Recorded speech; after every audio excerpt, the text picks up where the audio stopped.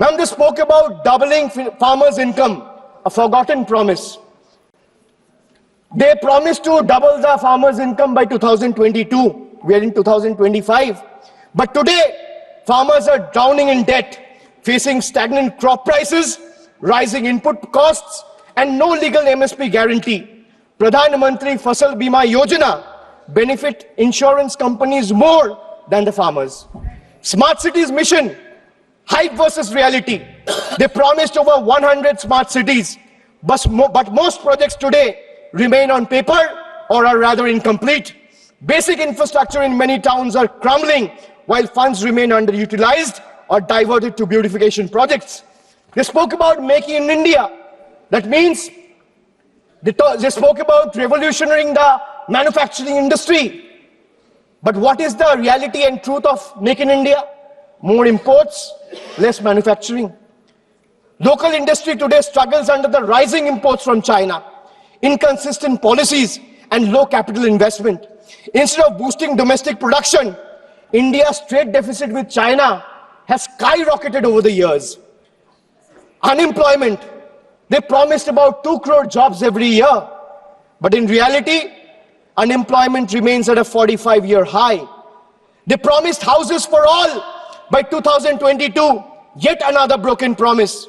In 2015, a promise was made to provide every household a home by 2022. 3 years later, in 2025, as the deadline passed, millions still await promised homes, highlighting delays and unmet expectations.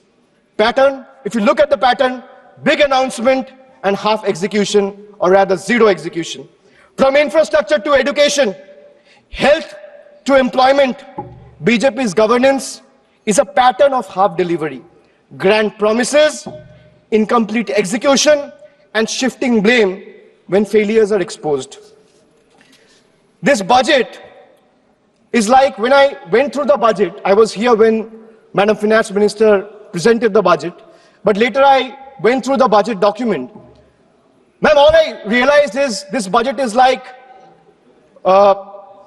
those promises where you promise free meals, but charges exorbitantly for, giving a chair to sit, free water, service.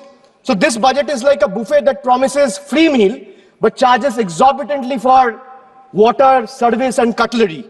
While taxpayers find momentary relief in minor reduction in income tax slabs, the government swiftly offsets these benefits through indirect taxes on fuel, essential commodities, rising road tolls, and higher consumer good prices driven by the increased GST rates. It's evident that these reliefs are nothing more than a mere illusion.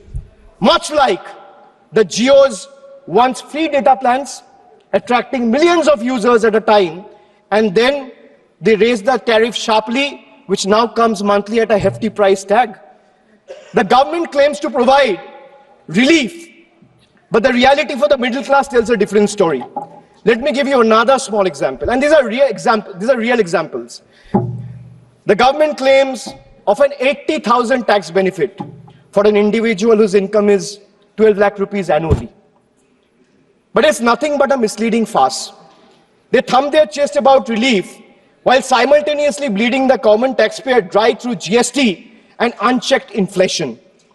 A taxpayer in this income bracket, that means someone who is earning 12 lakh rupees annually, spends on essential categories like food, housing, education, healthcare, railway travel, air travel, transport, recreation, and each of these are subjected to steep GST rates under NDA's failed economic policies.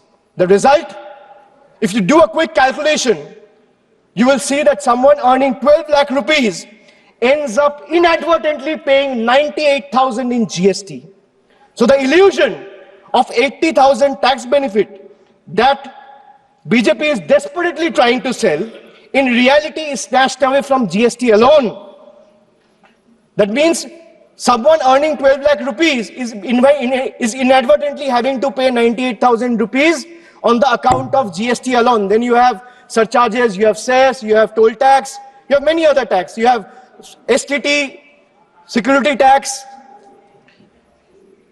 And why I talk about GST? Because whatever one required to exist, madam, from medicines to tea, from toiletries to toothpaste, from hair oil to cooking oil, from fuel to oxygen cylinders, from rice to sugar, from butter to ghee, from undergarments to footwear, from biscuits to even popcorn at the movies, everything is taxed.